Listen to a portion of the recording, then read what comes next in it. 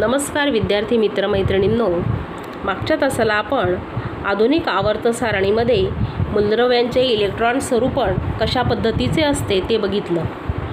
आजच्या तासाला आपण गण आणि इलेक्ट्रॉन स्वरूपण यांच्यातला काय संबंध आहे ते बघणार आहे. तुम्हाला असे दिसेल की गण एक म्हणजे अल्कधातूंच्या कुलातील सर्व मूलद्रव्यांची संयोज्य इलेक्ट्रॉन्सची संख्या समान आहे. म्हणजे पहिल्या गणात जे पण अल्कधातू आहेत त्या सर्व मूलद्रव्यांच्या संयोज्य इलेक्ट्रॉनची संख्या सारखीच आहे. या व्यतिरिक्त दुसऱ्या कोणत्याही एका गणातील मूलद्रव्ये जर पाहिली आपण तर त्यांच्या संयोज्य इलेक्ट्रॉनची संख्या एक समान असल्याचं तुम्हाला दिसेल. म्हणजे कोणत्याही एका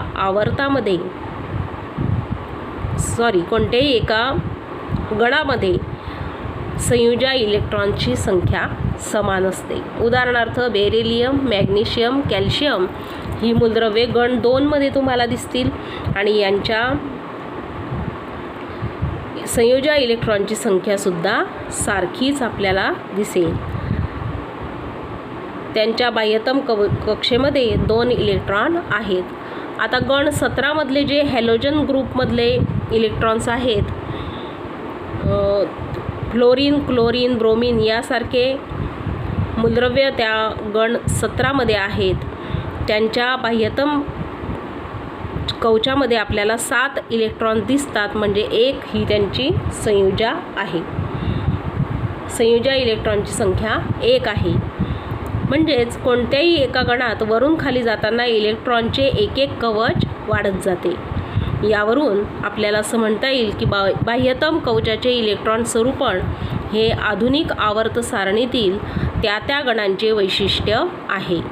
मात्र जसे आपण एखाद्या गणात वरून खाली जातो तशी कवचांची संख्या वाढत जाते.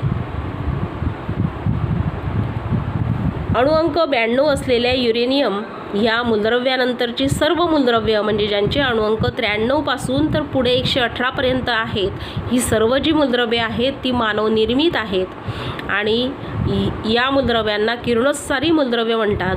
ती अस्थायी असून त्यांचे आयुष्यमान खूप कमी असतं. मानवाने निर्माण केलेली ही मूलद्रव्य आहेत. आतापर्यंत आपण आधुनिक आवर्त सारणीच्या बाबतीत काय काय बघितलं तर पहिला मुद्दा लक्षात ठेवा की मूलद्रव्ये त्यांच्या चढत्या अणुक्रमांकाप्रमाणे यात मांडलेली आहेत. दुसरा मुद्दा, उभ्या स्तंभांना गण म्हणतात. एकूण 18 गण आहेत आणि एका गणातील मूलद्रव्यांच्या रासायनिक गुणधर्मांमध्ये साधर्म्य व प्रवणता असते. तिसरा मुद्दा, आडव्या ओळींना आवर्त असं म्हणतात. एकूण 7 आवर्त आहेत. एका आवर्तामध्ये एका टोकाकडून दुसऱ्या टोकाकडे जाताना मूलद्रव्यांचे गुणधर्म हळूहळू बदलत जातात. बघा, पिरियॉडिक टेबल दाखवलेला आहे. आधुनिक आवर्त सारणी दाखवलेली आहे. एस खंड पहिला आणि दुसरा गण एस खंडाने दर्शवलेला आहे. 3 ते 12 जे आहेत ते डी खंड आहेत. पी खंडामध्ये 13 पासून तर 18 कॉलम्स म्हणजेच गण आहेत आणि शेवटचे जे 2 रोज आहेत, आडव्या ओळी आहेत, त्यांना एफ खंड म्हटलेलं आपल्याला दिसतं. एकूण 4 खंडांमध्ये या आधुनिक आवर्त सारणीची विभागणी आपल्याला केलेली दिसते. नेहमी या आवर्त सारणीचं अवलोकन तुम्ही घरी करत राहा. आपण ज्या ठिकाणी झोपतो तिथेही या आवर्त सारणीचा एक तक्ता त्या ठिकाणी टांगून ठेवा.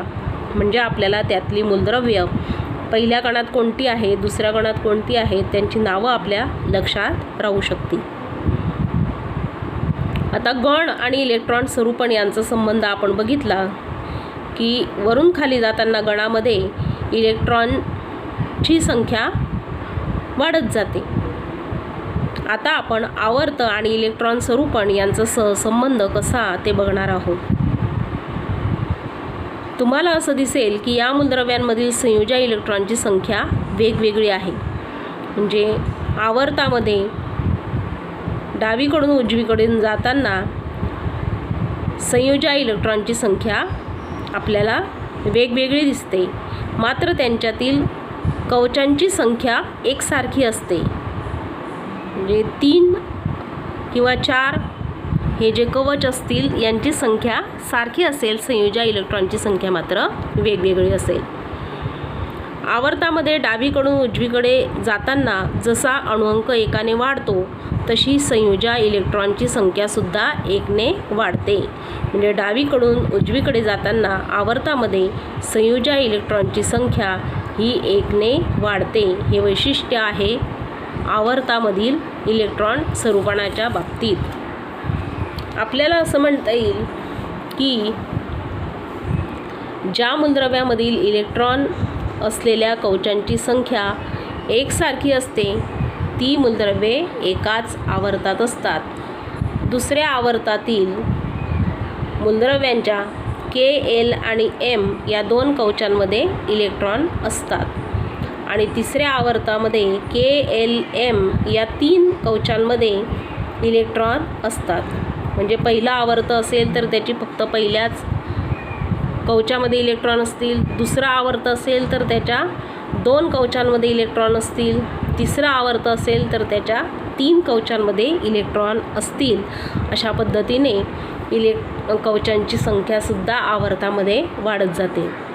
या मूलद्रव्यांचे इलेक्ट्रॉन स्वरूपण तुम्ही लिहा आणि त्याची खात्री करून घ्या की Kl आणि M या शेलमध्ये, या कवचांमध्ये इलेक्ट्रॉनची संख्या कशा पद्धतीने वाढत जाते. आधुनिक आवर्त सारणीमध्ये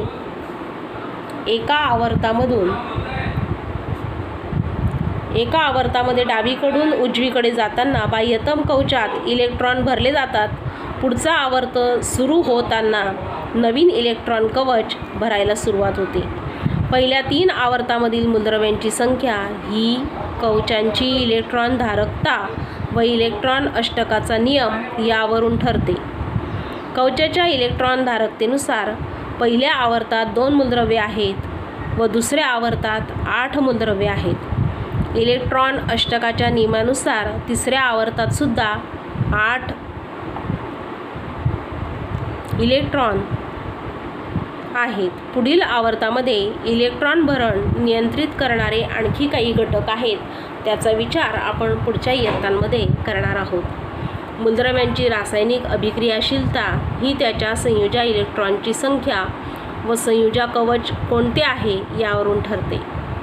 या दोन्ही बाबींची माहिती आधुनिक आवर्त सारणीत मूलद्रव्याचे स्थान कोठे आहे, म्हणजे कोणत्या गणात तो मूलद्रव्य आहे किंवा कोणत्या आवर्तात आहे यावरून आपल्याला मिळू शकते. त्यामुळे मूलद्रव्यांच्या अभ्यासात आधुनिक आवर्त सारणी ही अत्यंत उपयुक्त अशी आवर्त सारणी आहे. पुढच्या तासाला आपण आधुनिक आवर्त सारणीतील आवर्ती कल बघणार आहोत. आजच्या तासाचा होमवर्क म्हणजे तुम्हाला या दुसऱ्या आणि तिसऱ्या आवर्तातील इलेक्ट्रॉन कवचांची आकृती आणि त्यामध्ये असलेले इलेक्ट्रॉन दर्शवायचे आहेत.